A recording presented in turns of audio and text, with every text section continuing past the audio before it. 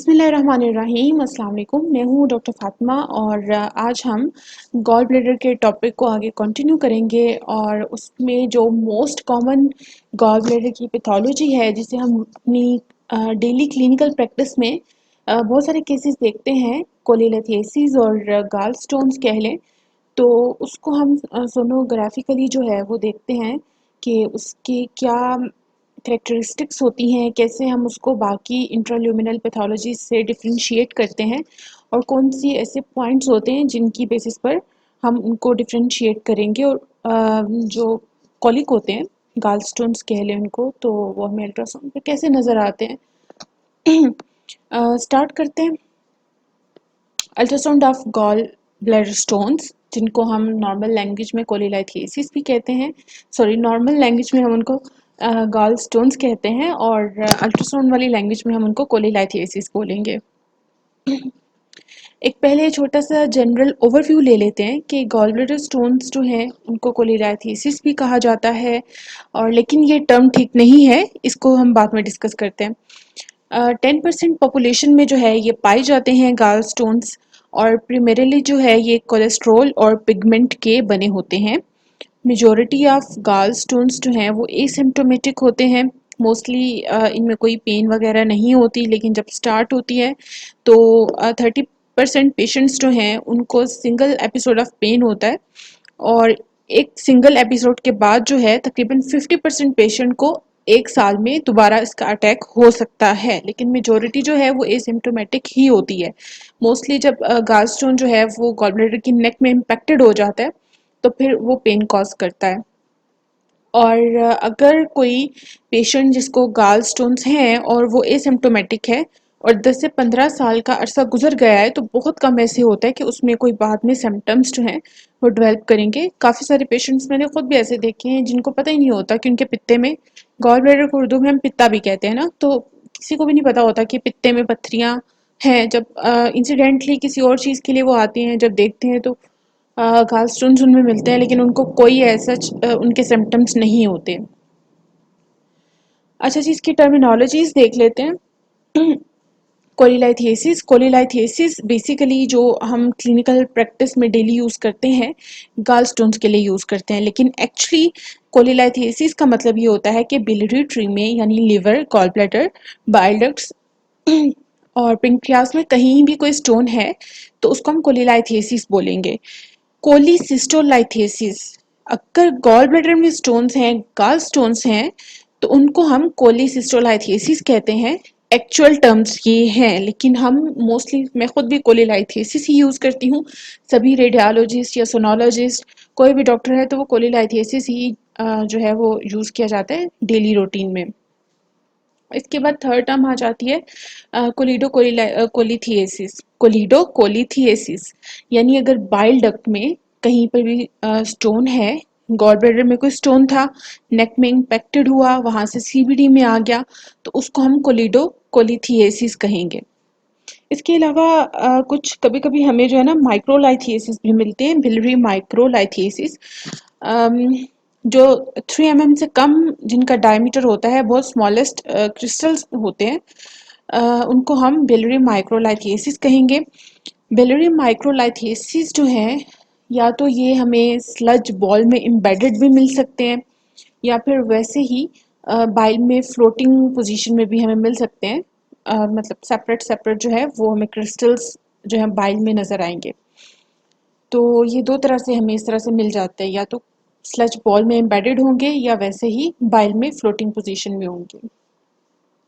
Sign and symptoms of गाल stones mostly asymptomatic होते हैं, लेकिन जब सिम्टम्स इनके आते हैं तो सबसे पहले तो बिलियरी कोलिक यानी acute right upper quadrant pen है या एपिगेस्ट्रिक पेन है। पेशेंट इन दोनों कंप्लेंट्स के साथ आएगा, या तो उसको राइट अपर क्वाड्रेंट में पेन होगा या उसको एपिगेस्ट्रिक पेन होगा, वो इन दोनों में से कोई भी बता सकता है। इसके अलावा वो पॉइंट आउट करेगा कि उसके राइट शोल्डर में पेन जा रहा है। अगर उसको एपिगेस्ट्रिक पेन है या राइट अपर क्वाड्रेंट में पेन है, तो वो साथ में ये भी कंप्लेन कर सकता है कि उसको ये पेन जो है राइट शोल्डर में भी जा रहा है। एक्चुअली वो खुद कभी नहीं भी बताते, क्योंकि वो इसको कोई एज सच रिलेट नहीं करते हैं, लेकिन जब हम लोग हिस्ट्री लेते हैं तो हमने ये सारी चीज़ें उनसे पूछनी होती हैं। इसके अलावा जो सेकंड इसमें मोस्ट कॉमन साइन सिम्टम्स में है वो नौसिया और वॉमिटिंग है। मोस्टली पेशेंट्स को जो है वो वॉमिटिंग होती है। रिपीटेड सिमिलर एपिसोड्स आ जाते हैं, बार बार इस तरह से उनको दर्द हो सकता है और इसकी वजह से जॉन्डिस भी हो सकता है। जब टेस्ट करवाए जाएंगे तो उसमें बिलिरुबिन जो है उसका लेवल हाई हो जाता है। एक्यूट हेपेटाइटिस हो सकता है इसकी वजह से। फीवर जो है वो भी इसमें कॉमन है, फीवर एंड चिल्स। मोस्टली जो पेशेंट आते हैं और उनकी जो हिस्ट्री होती है ये होती है कि एब्डोमिनल पेन है, वो एपिगैस्ट्रिक भी हो सकती है, राइट अपर क्वाड्रेंट भी हो सकती है। इसके अलावा वो बताएंगे कि बुखार भी होता है और वॉमिटिंग भी होती है, हमें आज या कल या बार बार उल्टी हो रही है। ये तीन जो है ना ये इसमें मोस्ट कॉमन है। रिस्क फैक्टर्स देख लेते हैं किन लोगों में गाल स्टोन्स ज़्यादा होते हैं। सबसे पहले तो सेक्स आ जाता है। मेल्स में गाल स्टोन्स बहुत कम मिलेंगे आपको, मोस्ट कॉमनली जो है ये फीमेल्स में होते हैं। मिडल एज्ड फीमेल्स जो हैं वो इससे ज़्यादा मुतासर होती हैं। जो फीमेल्स थोड़ी हेल्दी होती हैं, ओबीज होती हैं, उनका वेट ज़्यादा होता है, उनमें ये और भी ज़्यादा कॉमन हो जाते हैं।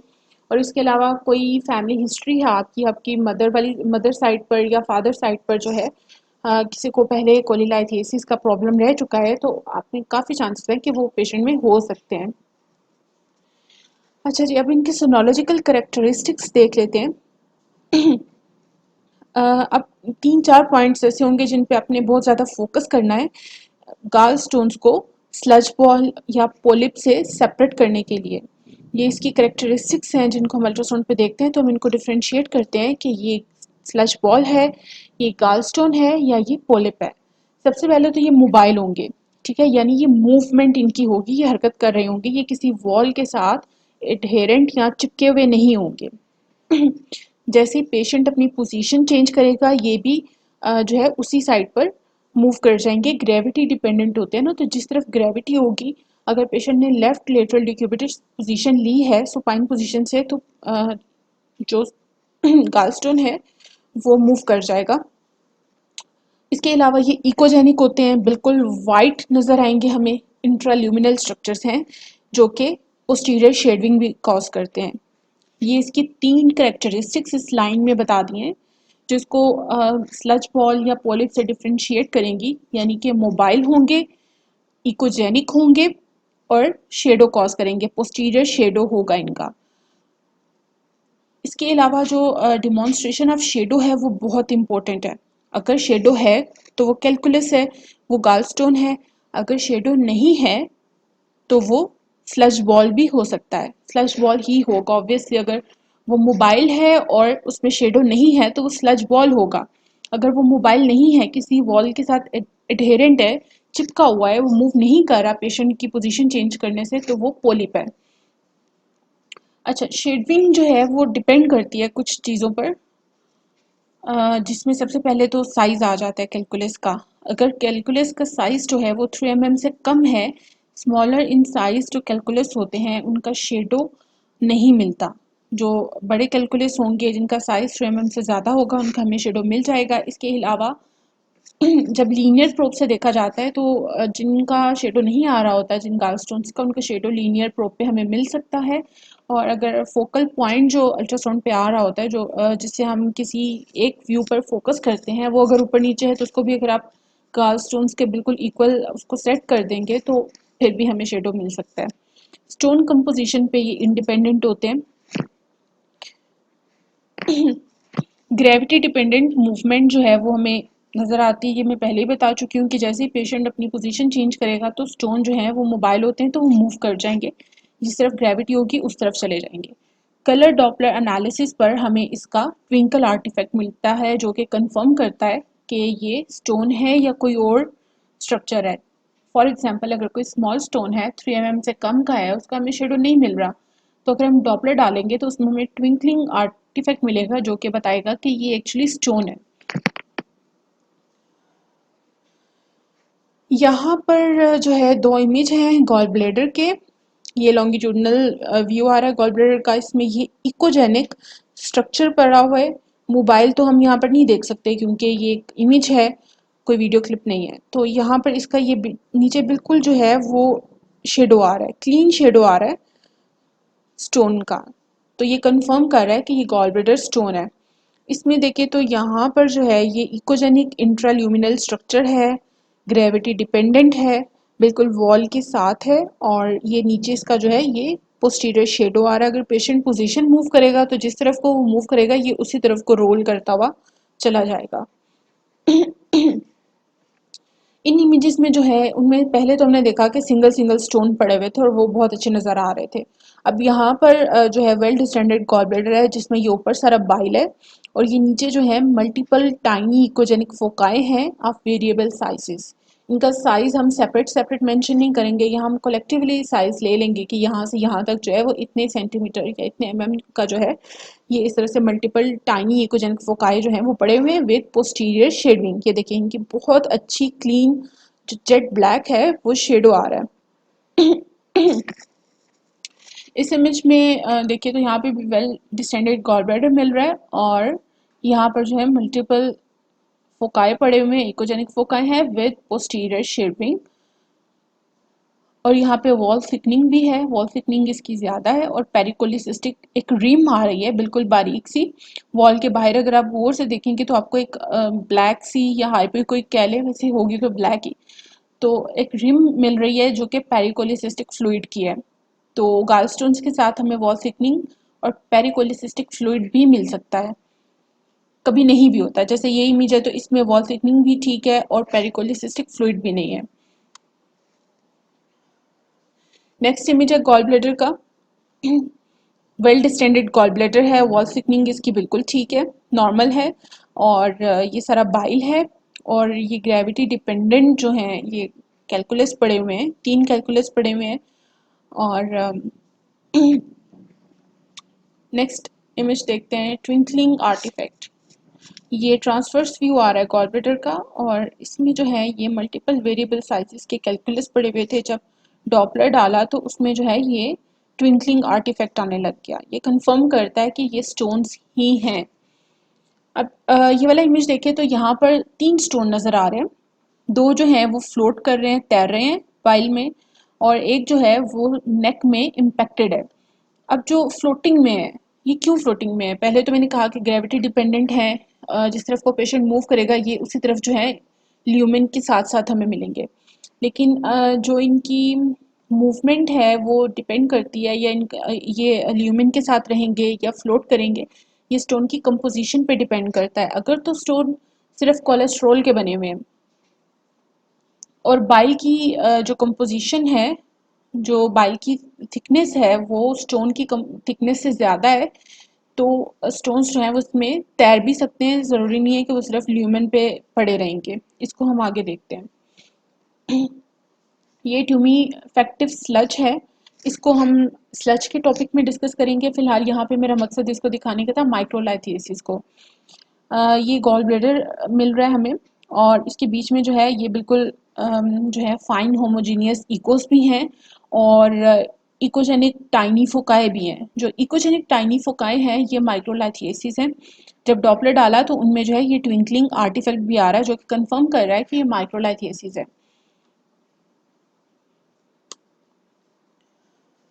अच्छा जी, जो गॉल ब्लैडर जैसे हमने पहले इमेजेस देखे हैं जिसमें कॉम्बिनेशन था बाइल का और स्टोन्स का, हमें ब्लैक बाइल मिल रहा था और बीच में वाइट वाइट जो थे वो स्टोन मिल रहे थे, तो वो बहुत इजी है रिकॉग्नाइज करना अल्ट्रासाउंड पे as compare to completely filled gall bladder with stones. अगर गॉल ब्लैडर मुकम्मल तौर पे पत्थरों के साथ गाल स्टोन्स के साथ भरा हुआ है तो उसको अल्ट्रासाउंड पे रिकॉग्नाइज करना, उसको फाइंड करना थोड़ा मुश्किल हो जाता है क्योंकि बिल्कुल पास से ड्यूडेनम गुजर रही होती है, उसमें बॉबल गैसेस होंगी, उनके भी शेडोज होंगे, बॉबल गैसेस जो हैं वो भी आपको ब्राइट नज़र आएंगी। तो फिर कैसे डिफ्रेंशिएट करेंगे कि ये गॉल ब्लैडर में स्टोन्स हैं या ये ड्यूडेनम में आपको बॉबल गैसेस मिल रही हैं? इसमें जो है वो शेडो बहुत डिपेंड करता है, बहुत इंपॉर्टेंट है शेडो को देखना कि आया वो जो है बिल्कुल क्लीन शेडो है या वो डर्टी शेडो है। जो स्टोन्स होते हैं वो बिल्कुल क्लीन शेडो प्रोड्यूस करते हैं, जैसे हमने पहले भी देखा जो पोस्टीरियर शेडिंग थी वो जेट ब्लैक टाइप की आ रही थी, बहुत क्लीन शेडो था। जबकि बॉबल गैसेस जो होती हैं वो डर्टी शेडो प्रोड्यूस करती हैं, इसको भी हम आगे देख लेंगे। इसके अलावा एक जो मोस्ट इम्पॉर्टेंट साइन होता है वो वॉल इको शेडो कम्प्लेक्स होता है। जिसके थ्रू हम जो है वो डिफरेंशिएट कर सकते हैं गॉल ब्लैडर स्टोन्स में और गैस फिल्ड लूप या जो बॉवल गैसेस होती हैं उनमें। लेकिन हर केस में पॉसिबल नहीं है कि हमें वॉल इको शेडो कम्प्लेक्स मिले, लेकिन जिनमें मिल जाता है वहाँ पर ये बहुत हेल्पफुल होता है। वॉल इको शेडो कम्प्लेक्स को पहले देख लेते हैं कि एक्चुअली होता क्या है। यहाँ पर जो है ये गॉल ब्लैडर आपको मिल रहा है और इसमें ये एक स्टोन पड़ा हुआ है, फ्लोटिंग में है ये, और इसका अब हमें नीचे जो है वो गॉल ब्लैडर का ल्यूमन नहीं मिल रहा, मतलब हमें प्रॉपर गॉल ब्लैडर जो है वो नज़र नहीं आ रहा, तो हम कंफ्यूज हो सकते हैं कि पता नहीं ये ड्यूडेनम है, ये गॉल ब्लैडर है, ये क्या है। तो यहाँ पे वॉल इको शेडो बन रहा है। सबसे पहले तो गॉल ब्लैडर की वॉल आ रही है जो कि इकोजेनिक है। उसके बाद मस्क्यूलर वॉल आएगी जो हाइपोइकोइक होगी, और उसके बाद जो ये स्टोन आ रहा है ये हमें मिलेगा जो कि ब्राइट है। तो ये वॉल इको और ये नीचे इसका शेडो आ रहा है, ये वॉल इको शेडो कम्प्लेक्स बन जाता है। इस इमेज में भी देखें तो गॉल ब्लैडर की वॉल है, उसके बाद ये स्टोन है और उसके बाद ये इसका शेडो आ रहा है जिसने गॉल ब्लैडर के ल्यूमिन को बिल्कुल ऑब्सक्योर किया हुआ है। तो ये वॉल इको शेडो कम्प्लेक्स जो है ये हमें बताएगा कि यहाँ पर गॉल ब्लैडर जो है वो फुल है स्टोन से, ये कोई ड्यूडेनम का पार्ट नहीं है, ये बॉबल गैसेस नहीं है। अब यहाँ पर देखिए तो ये क्लीन शेडो आ रहा है बिल्कुल, जो कि कंफर्म करता है ये स्टोन है। जबकि यहाँ पर ये बॉबल गैसेस हैं तो ये भी इकोजेनिक, लेकिन इनका जो शेडो आ रहा है वो बहुत डर्टी है। ये क्लीन शेडो है, ये डर्टी शेडो है। इन चीज़ों को आपने याद रखना है गैस फिल्ड लूप से डिफ्रेंशिएट करने के लिए। एक नेक्स्ट इमेज भी है जिसको VES साइन कहते हैं, वॉल इको शेडो साइन। सबसे पहले तो गॉल ब्लैडर की वॉल आ रही है, हाइपर इकोजेनिक या इकोजेनिक कह लें इसको। उसके बाद मस्क्यूलर लेयर आ रही है वॉल की, हाइपोइकोइक, और उसके बाद फिर जो है वो इकोजेनिक स्टोन आ रहा है। ये वॉल इको शेडो कम्प्लेक्स बन जाता है, ये नीचे इसका शेडो आ रहा है। ये गॉल ब्लैडर है full of stones, longitudinal view है, इसमें फिर भी हमें बाइल मिल रहा है, और ये चार जो हैं वो गालस्टोन्स पड़े हुए हैं ल्यूमेन के बिल्कुल साथ। इसमें जो है वर्ल्ड स्टैंडर्ड गॉल ब्लैडर है और ये कम्प्लीटली फिल्ड है with multiple echogenic foci, tiny echogenic foci.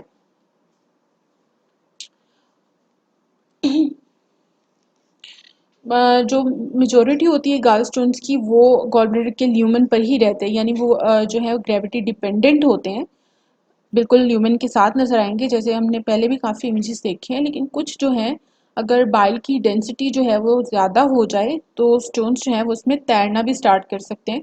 ये कोई इतना वो बात नहीं है, लेकिन उसमें आपको शेडो मिलेगा तो आप कंफर्म कर देंगे कि स्टोन है।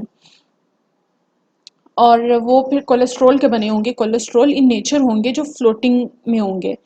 तो यहाँ पे ये एक सिचुएशन है जिसमें हम देख सकते हैं कि स्टोन्स की नेचर क्या है। वैसे हम अल्ट्रासाउंड पे स्टोन्स की नेचर को पिक नहीं कर सकते, लेकिन अगर वो बाइल में फ्लोटिंग पोजीशन में है तो फिर हम देख सकते हैं कि ये कंपोजिशन इनकी क्या है। ये कोई अगर फ्लोटिंग में है तो ये कोलेस्ट्रॉल के बने हुए हैं, तो ये हम बता सकते हैं कि हाँ जी कोलेस्ट्रॉल इन नेचर है।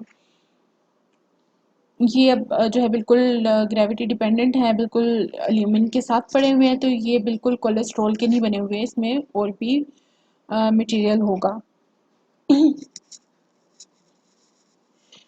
कॉम्प्लिकेशंस देख लेते हैं। अगर गॉल ब्लैडर स्टोन्स जो हैं कोलेलाइथेसिस को ट्रीट नहीं किया जाता तो फर्दर इनकी वजह से आगे क्या क्या चीज़ें ख़राब हो सकती हैं। सबसे पहले तो बिलियरी कोलिक होगी, ये बर्दाश्त होनी मुश्किल होती है, पेशेंट को काफ़ी सेवेयर पेन हो जाता है।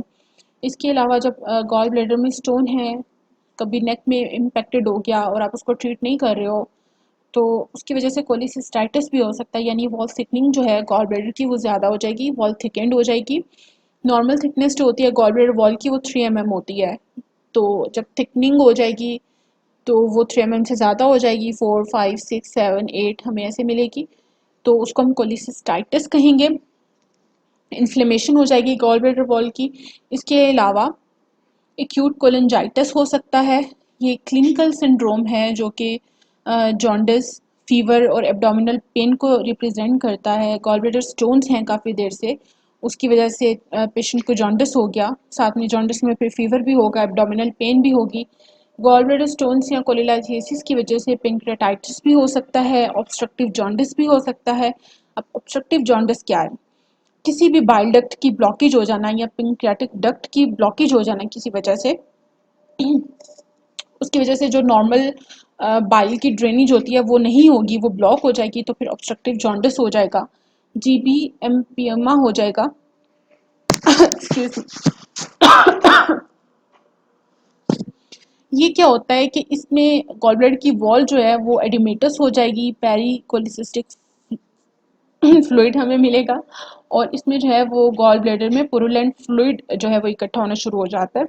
इसके अलावा कोलेंजियो कार्सिनोमा का जो रिस्क है वो बहुत ज़्यादा हो जाएगा ऐसे सिचुएशन में जहाँ पे गॉल स्टोन्स को ट्रीट नहीं किया जाता, और इसका ट्रीटमेंट जो है वो एट द एंड सर्जरी ही होती है। डिफरेंशियल डायग्नोसिस ये बहुत इंपॉर्टेंट है। गॉल ब्लैडर गॉल स्टोन्स का जो एक मेन चीज़ आती है कि गॉल स्टोन्स को अपने बाकी पैथोलॉजी से कैसे डिफ्रेंशिएट करना है। गॉल ब्लैडर पोलिप, पोलिप जो है वो वॉल के साथ हमेशा एडहेरेंट होगा, वॉल के साथ चिपका होगा, मोबाइल नहीं होगा, होगा वो भी इकोजेनिक, लेकिन वो मूव नहीं करेगा।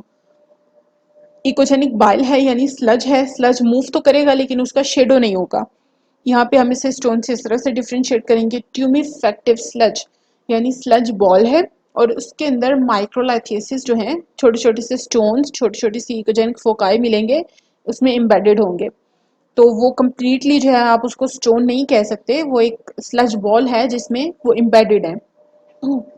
इसके अलावा गॉल ब्लैडर कार्सिनोमा, ये भी हमें इकोजेनिक ही मिलेगा, लेकिन ऑब्वियसली जो हमने गॉल स्टोन्स की करेक्टरिस्टिक्स पढ़ी हैं कि वो मूवेबल होगा, मोबाइल होगा, इकोजेनिक होगा, और सबसे बड़ी बात कि उसका पोस्टीरियर शेडो होगा, वो गॉल स्टोन्स को जो है इन सब चीज़ों से डिफ्रेंशिएट करता है। तो ये हमारा टॉपिक था आज का। गाल स्टोन्स का बहुत इंपॉर्टेंट टॉपिक है और बहुत कॉमन है, जो क्लिनिकल प्रैक्टिस में आपको डेली बेसिस पर इन चीज़ों से वास्ता पड़ता है। तो नेक्स्ट वीडियो में जो है हम गॉल ब्लैडर के स्लज को और पोलिप्स वगैरह को, कोलिसिस्टाइटिस को भी डिस्कस करेंगे। अल्लाह हाफिज़।